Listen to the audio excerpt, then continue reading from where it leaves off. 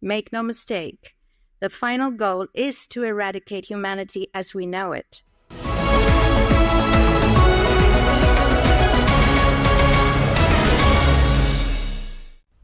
Today I'll be using 3 short, thought-provoking videos to awaken people to the fact that something has happened to America. The first points out the blatant hypocrisy we were warned about over 2,500 years ago in the scripture, as Isaiah 5:20 tells us there will be a time when evil will be called good and good evil, and when darkness will be called light and light darkness. The second points out the final goal in the satanically inspired plan is the creation of a post-human future by the eradication of humanity as we know it now.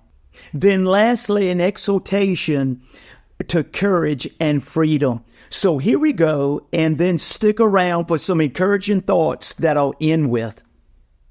I never dreamed that I would have to face the prospect of not living in the United States of America, at least not the one I've known all my life. I've never wished to live anywhere else. This is my home, and I was privileged to be born here. But today I woke up, and as I had my morning coffee, I realized that everything is about to change. No matter how I vote, no matter what, I say something evil has invaded our nation, and our lives are never going to be the same. I've been confused by the hostility of family and friends. I look at people I've known all my life, so hate-filled that they agree with opinions they would never express as their own. I think I may have entered the Twilight Zone. We become a nation that has lost its collective mind. You can't justify this insanity. If a guy pretends to be a woman, you're required to pretend with him.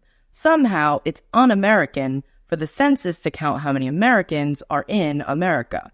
Russians influencing our elections are bad, but illegals voting in our elections are good. It was cool for Joe Biden to blackmail the president of Ukraine, but it's an impeachable offense if Donald Trump inquires about it. 20 is too young to drink a beer, but 18 is old enough to vote. People who have never owned slaves should pay slavery reparations to people who have never been slaves. People who have never been to college should pay the debts of college students who took out huge loans for their degrees. Immigrants with tuberculosis and polio are welcome, but you'd better be able to prove your dog is vaccinated. Irish doctors and German engineers who want to immigrate to the U.S. must go through a rigorous vetting process, but any illiterate gangbangers who jump the southern fence are welcome. $5 billion for border security is too expensive, but $1.5 trillion for free healthcare is not. If you cheat to get into college, you go to prison, but if you cheat to get into the country, you go to college for free. People who say there is no such thing as gender are demanding a female president. We see other countries going socialist and collapsing, but it seems like a great plan to us. Some people are held responsible for things that happened before they were born, and other people are not held responsible for what they're doing right now. Criminals are caught and released to hurt more people, but stopping them is bad because it's a violation of their rights. And pointing out all this hypocrisy somehow makes us racist. Nothing makes sense anymore. No values, no morals, and no civility. People are dying of a Chinese virus, but it's racist to refer to it as Chinese even though it began in China. We're clearly living in an upside-down world where right is wrong and wrong is right, where moral is immoral and immoral is moral, where good is evil and evil is good, where killing murderers is wrong, but killing unborn babies is A-okay. Wake up, America. The great unsinkable ship, Titanic America, has hit an iceberg, is taking on water, and is sinking fast. Speak up.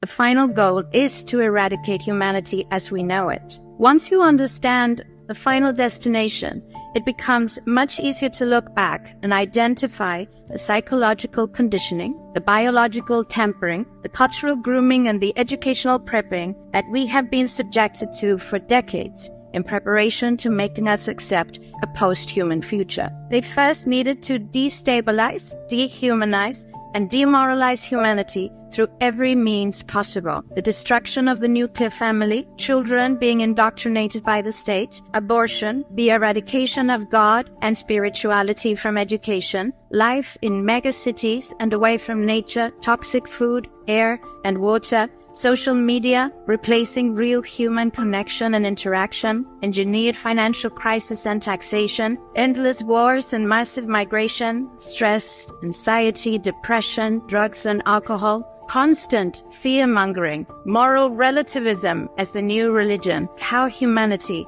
is being influenced and forced to move away from all the things that give us strength, security, purpose, and meaning. Masculinity is under attack psychologically, culturally, and biologically. Women are being replaced in sports, entertainment, and politics by men pretending to be women. And children are being indoctrinated at school to think that gender is a choice.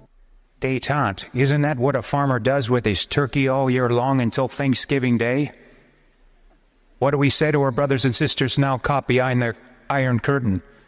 Give up your dreams of freedom now, because in order to save our own skins, we're just too willing to make a deal with your slave masters? Do you and I have the courage to say there is a price we will not pay? There is a point beyond which evil must not advance.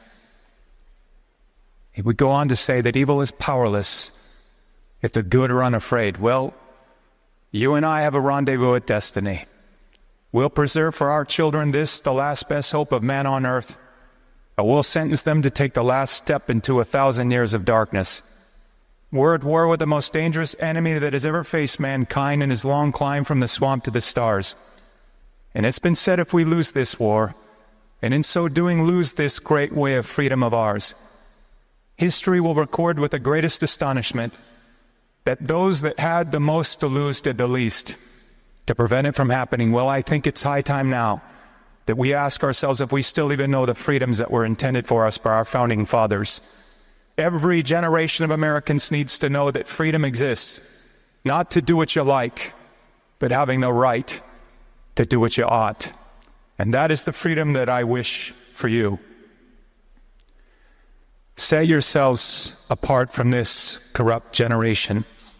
Be saints. You aren't made to fit in. You are born to stand out. God bless you. Wow. Thank you, buddy. So good. Man. I've called this 3 warning shots because warning shots are used to get our attention and to stop us from proceeding in a direction that we're headed in. And I call it a call to arms, but a different one. As Ephesians 6:12 tells us, for we wrestle not against flesh and blood, but against principalities, powers, rulers of darkness of this world, and spiritual wickedness in the heavenly places. And as one translation says, that against the evil forces that actually shape life on this earth.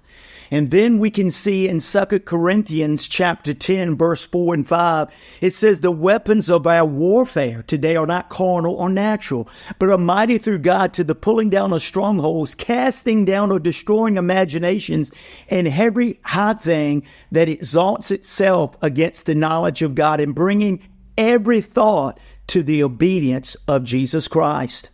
You see, Satan's greatest weapon against humanity hasn't changed. It's deception.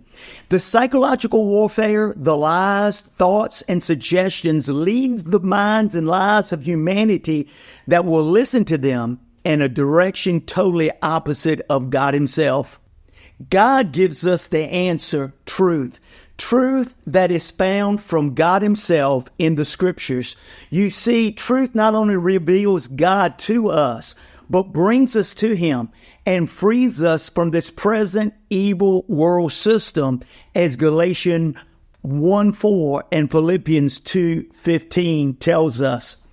And as God's people, we are to be the bearers and proclaimers of this truth as lives are brought to Jesus Christ one by one and made free by the power of God.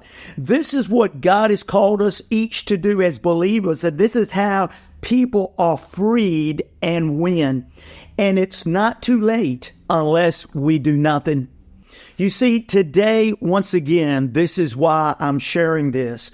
Not so that we would be in fear of what is going on in our country, in our world, but actually to prepare us so we're not deceived. So we are awakened as a people and we share the truth because truth sets people free. And so if this has helped you, I encourage you today to share this. This is what people need to know. There is a danger, but we must sound the alarm, and videos like this can awaken people, believers, to a fact that we can make a difference. It's not too late unless we do nothing. So I want to encourage you, leave a like, share it with someone else, and even consider subscribing to our channel if this kind of content is helping you on a weekly basis so that you can be informed of what is happening in this world tied back to biblical prophecy. Well, until next time, I'm your host, Pastor Chris Morgan, and I call you blessed.